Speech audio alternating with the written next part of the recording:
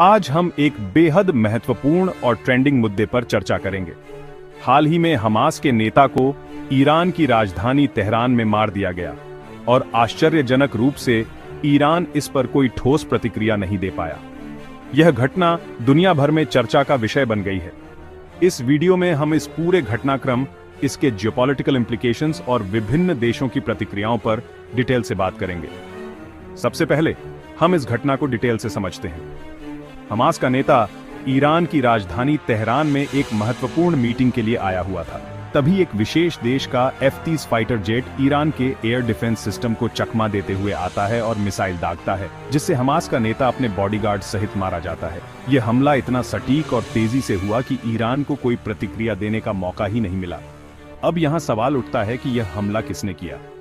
विश्व मीडिया की रिपोर्ट्स के अनुसार यह हमला इजराइल द्वारा किया गया माना जा रहा है।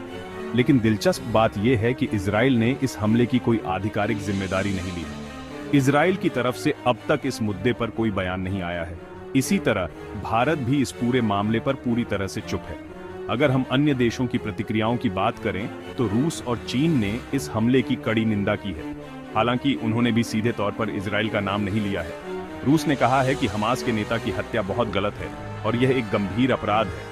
वहीं चीन ने भी इसी तरह की बयानबाजी की है और इस हमले की निंदा की है। अब आप सोच रहे होंगे कि इजराइल ने इस हमले की जिम्मेदारी क्यों नहीं ली। इसके पीछे कई जियोपॉलिटिकल कारण हैं। अगर इजराइल खुलकर इस हमले की जिम्मेदारी लेता है तो रूस और चीन की ईरान में सैन्य हस्तक्षेप की संभावना बढ़ जाएगी। रूस और चीन की मिलिट्री ईरान में अपनी स्थिति मजबूत करने की कोशिश करेंगी। इसके अलावा अमेरिका का भी इजराइल पर दबाव है कि वह इस हमले को सार्वजनिक रूप से स्वीकार न करे, ताकि जियोपॉलिटिकल तनाव और न बढ़े। इतिहास में थोड़ा पीछे जाएं तो अप्रैल 2024 में ईरान ने इजराइल पर ड्रोन और मिसाइल से हमला किया था। इसके जवाब में इजराइल ने अपने F-30 फाइटर जेट भेजे थे और ईरान के S-300 एयर डिफेंस सिस्टम को नष्ट कर दिया था। लेकिन इस घटना को भी इजराइल ने सार्वजनिक रूप से स्वीकार नहीं किया था, क्योंकि इससे जियोपॉलिटिकल समस्याएं और बढ़ जाती। भारत की बात करें तो भारत ने भी हाल ही में ईरान के चाबहार पोर्ट को लेकर 10 साल की डील की है। यह डील ऑटोमेटिक रिन्यू होती रहेगी अगर दोनों देशों के बीच कोई आपत्ति नहीं होती। इस डील से भारत को बड़ा फायदा हो सकता है, लेकिन अगर इजराइल और ईरान के बीच तनाव बढ़ता है तो यह स्थिति भारत के लिए जटिल हो सकती है। भारत इस वक्त पूरी तरह से चुप है। भारत इस मामले पर कोई बयान नहीं दे रहा है ताकि जियोपॉलिटिकल समस्याएं न बढ़ें।